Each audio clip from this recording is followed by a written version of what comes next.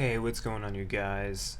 Today we're going to be looking at the new theater exclusive version of the Bandai Movie Monster series, Shin Godzilla, or Godzilla 2016.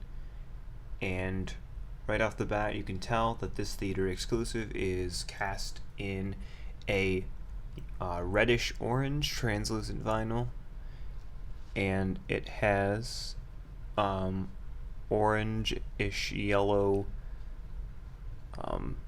glitter kind of cast into the vinyl, which gives it a really cool effect. I really like the way that it looks. I didn't really know that this figure had the glitter in it like a lot of the other theater exclusives did until I actually got mine, because I couldn't tell from anybody else's video. So hopefully you can tell from one of mine that is actually in there, and it's actually kind of a gold flaky effect, which is really cool. It makes it definitely stand out as a more unique than just being red, which would be easy to replicate and make a bootleg of. But obviously this is a legit one because it's still a brand new figure and I have the tag on mine. As you can see, that the tag is just the regular tag, but it is monochromatic now. They just made it black and white, which really brings out a lot of the detail on the tag that wasn't visible before.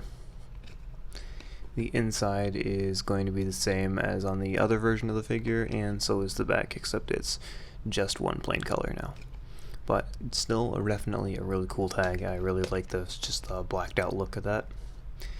And then on the figure itself, obviously it is the same mold as the regular version, so all of the details are the same. They're going to be really good looking. All of the ridges and wrinkles and kind of scars and slashes on Godzilla do look really nice for the 6-inch figure of this basic mold. I really do think they did a good job just for this being in the Movie Monster series, which has had a kind of a downturn on quality lately, but they definitely picked it back up with the mold for this figure. And as you can see, everything it looks great, including the tip of the tail here. Looks very nicely sculpted in. So even all of the little spikes and spines on his tail, the spikes here and the spines there, his spines look really good.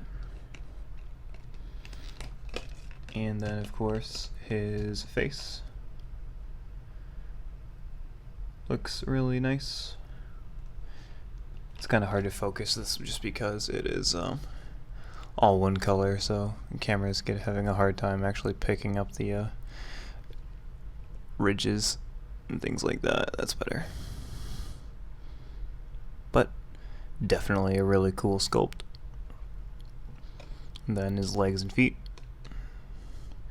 So yeah, that's the figure himself. We'll do some size comparisons here and just some comparisons to other figures. You can see what he looks like next to those and some sizes. And here he is next to the regular version of the figure with the standard paint job. And as you can see, they are, of course, the exact same thing, just with different paint.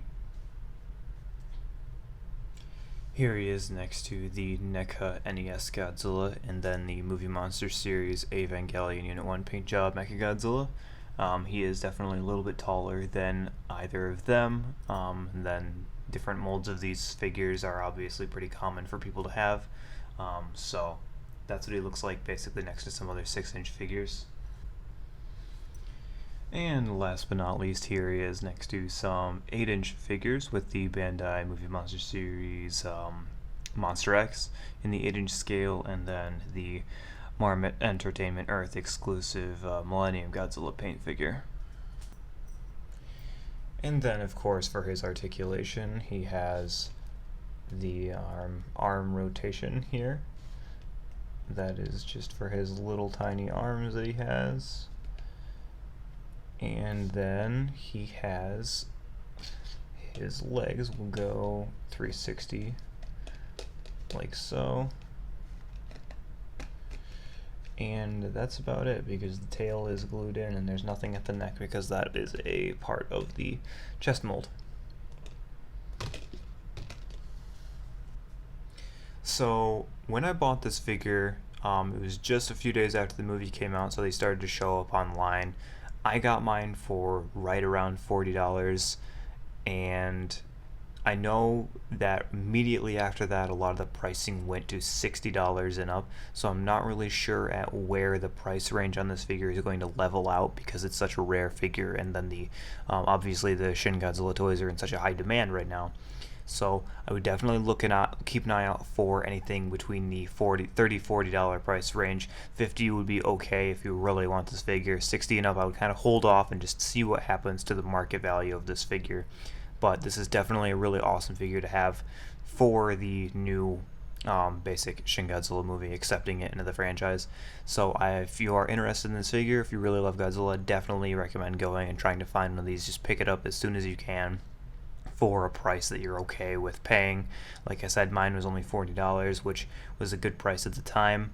I'm definitely looking forward to any new figures coming out in this line soon. But as always, you guys have a great day.